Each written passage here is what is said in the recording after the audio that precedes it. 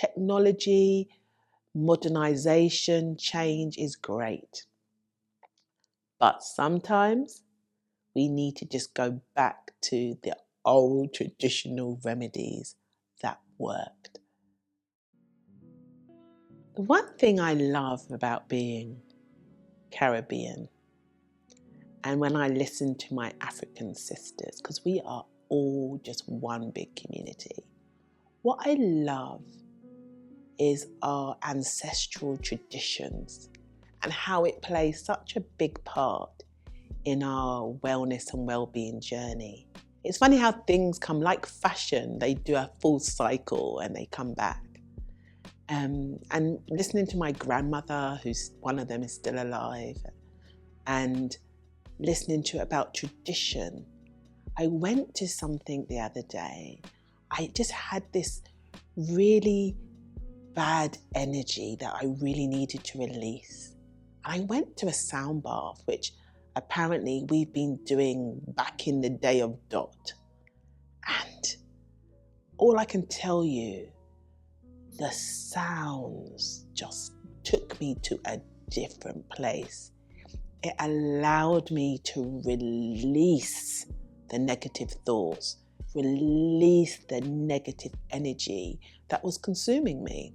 Also, which is really big in our traditions, is fasting and detoxing. You know, when I'm going through a situation, which is normally a negative situation, I fast. I fast and I do prayer, but also people do meditation. That is something that's come back from our ancestors. And where what I love is when we do prayer collectively, where we meditate collectively, and that coming together of community well-being, community wellness is just phenomenal. To know that you're supported, that collectively we're all meditating and praying on the same thing. Music, the drums, is such a big thing. I mean, I've spoken about before how dance releases certain chemicals and toxins in our body, how it can give you the feeling of happiness. I'm telling you, when I dance, and I dance with purpose, that feeling of greatness and goodness, and that I can actually do anything that I put my mind to. We know that music can be used negatively. You know, same like certain music gives us negative thoughts and feelings.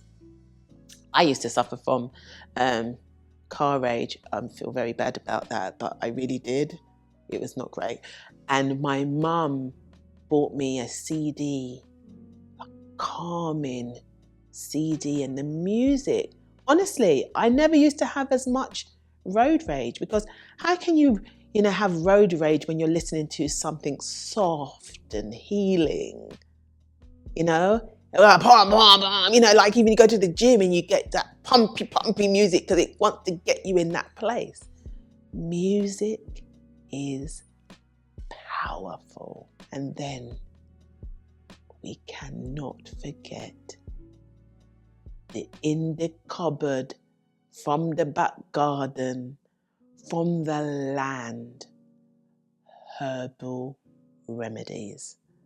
I mean, just recently, I was saying to someone that often if I eat certain food types, I get very bloated and stuff. And what did they bring? The senna leaves, not the pods. The senna leaves came out to boil for me to drink at night, and then it just, no more bloating. Those old herbal remedies are just what we need in our wellness journey. Us as Black women and women of Black heritage, sometimes you need to go back to what worked back in history.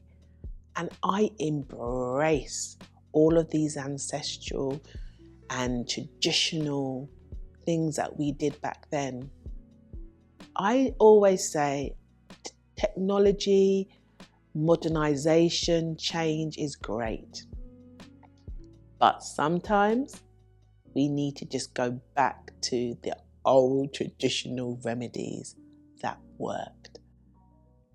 And even like in slavery, when we used to use certain songs to uplift each other in different fields, you know, and it was a way that they could sing without the master understanding exactly what they were referring to, what they were talking to. But what they would use it as is an uplifting chant to uplift the people in the field across the way. Or they would use it to warn people. For me, music is my happy place. And I'm sure you guys have seen me in my video going for it. It just makes me happy. And I can meditate to different types of music. I can use it to uplift me. I can use it to allow me that space to just be, to just think, to just reflect, unwind. I would love to know from you, what are some of your old traditions that you use on your wellness and well-being journey? This is all about sharing these good advice and tips. But as I always used to say, my grandmother always tell me, there is a recipe from the garden for everything. Everything. Headache, cold, you name it. You know, I'm just getting over a cold. And, you know, the honey, the lemon, the garlic, the turmeric, all of these things. But they work.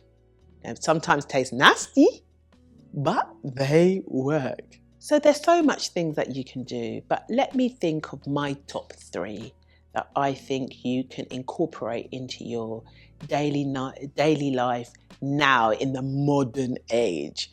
So 1, meditation. Meditate to music that really allows you that space to just be. It could be 5 minutes, it could be 20 minutes, but start that journey. I do mine at 5:30 in the morning, as you know, because that sets me up for my day. But you do it when you have that safe space, that quiet space, which allows you to do what's great for you. One of the other ones for me, which is a top 2, which I do monthly, we call it wash out. So really take your sennas, your senna pods, senna leaves, which you can get from most health places.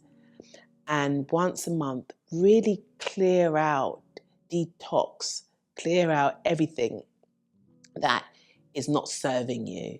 But one of the great ones, my final one, is fasting. Fasting is great because you can do it just you or do it as a collective, as a community.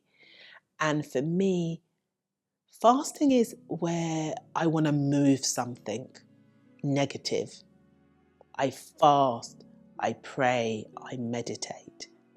But it's like a clearing mentally and physically of anything that is not serving you well.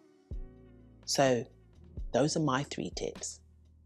I want to know what yours are. So please subscribe, like, share, become a member of the MyCaroline community, because we are here to do this together, a wellness journey together.